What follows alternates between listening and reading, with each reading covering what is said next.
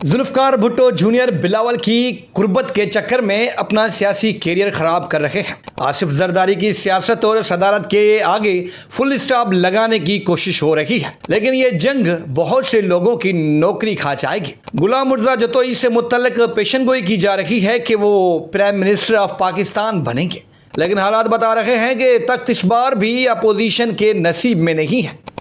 نواز league surrender کر چکی ہے، عمران خان کے مطالبات ماننا پاسبل نہیں ہے۔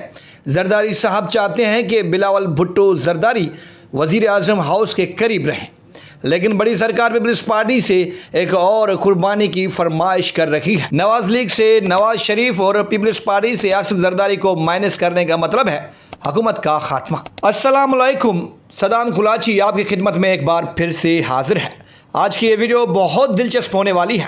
گورنر سندھ سے ایوان صدر تک، جونیئر سے لے کر بلاول بھٹو زرداری تک کے معاملات کو آج سمجھنے کی کوشش کرتے ہیں۔ کل تک پیپلز پارٹی شہید بھٹو والے آصف زرداری کو شہید میر مرتضیٰ بھٹو کے قتل کا ذمہ دار قرار دے رہے تھے، لیکن آج ذوالفقار علی بھٹو جونیئر اسی زرداری صاحب کے بیٹے بلاول بھٹو زرداری سے متعلق دل میں جذبات اور ہمدردی رکھتے ہیں۔ جونیئر لیاری میں صحافیوں سے بات چیت میں کچھ ایسی باتیں ضرور بتا گئے ہیں جن سے کچھ ہلکے یہ اندازہ لگا رہے ہیں کہ شاید ذوالفقار علی بھٹو جونیئر اور بلاول بھٹو زرداری مستقبل میں ایک ساتھ سیاست کریں گے۔ جونیئر کا صرف اتنا کہنا تھا کہ بلاول میرے کزن ہیں اور میرے دل میں ان کے لیے بہت عزت و احترام ہے۔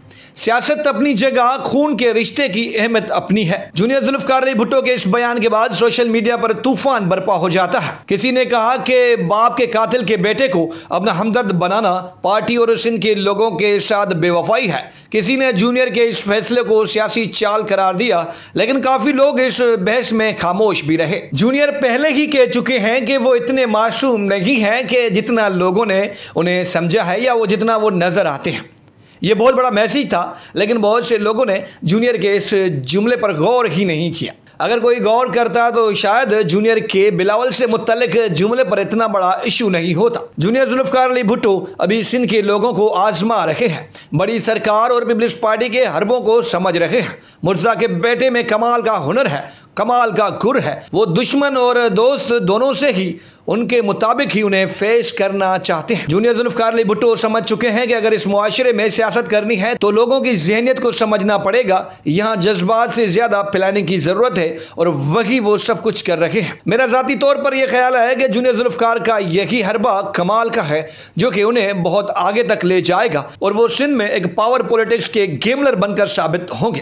شہید میر مرتضیٰ بھٹو اور ذوالفقار علی بھٹو جونیئر کی سیاست میں زمین و آسمان کا فرق ہے۔ شہید جذباتی تھے، اپنے حریفوں کو ڈائریکٹ بول دیتے تھے، لیکن جونیئر اپنے مخالفین کو عبرت کا نشان بنانے کے لیے انہی کے حربوں میں سے ایک حربہ استعمال کرنے کو ترجیح دے رہے ہیں۔ بلاول اور جونیئر ایک دوسرے کے کزن ہیں، اس میں کوئی شک ہے بھی نہیں، لیکن اگر کوئی اس بیان کو غلط انداز میں لے رہا ہے تو اسے سمجھنا چاہیے کہ جونیئر کتنا بھی بھاگ لیں یا بلاول کتنا بھی اوائڈ کریں، لیکن یہ دونوں ہی ایک دوسرے کے کزنز ہی رہیں گے۔ کافی دنوں سے سیاسی گراؤنڈ میں ایک بال پھینکی گئی ہے کہ صدر مملکت آصف علی زرداری کو ہٹایا جا رہا ہے۔ سب کو پتا ہے کہ ایسا ممکن نہیں ہے، لیکن پھر بھی ایک تھیوری بنائی گئی ہے تاکہ لوگوں کے تاثرات اور ذہنیت کا امتحان لیا جائے۔ اصل میں وہ دیکھنا یہ چاہ رہے ہیں کہ ری ایکشن کیسا ہوگا۔ اگر پازیٹیو آیا تو وہ سب کچھ کر جائیں گے اور کہہ دیں گے کہ یہ سب کچھ پبلک انٹرسٹ میں کیا جا رہا ہے۔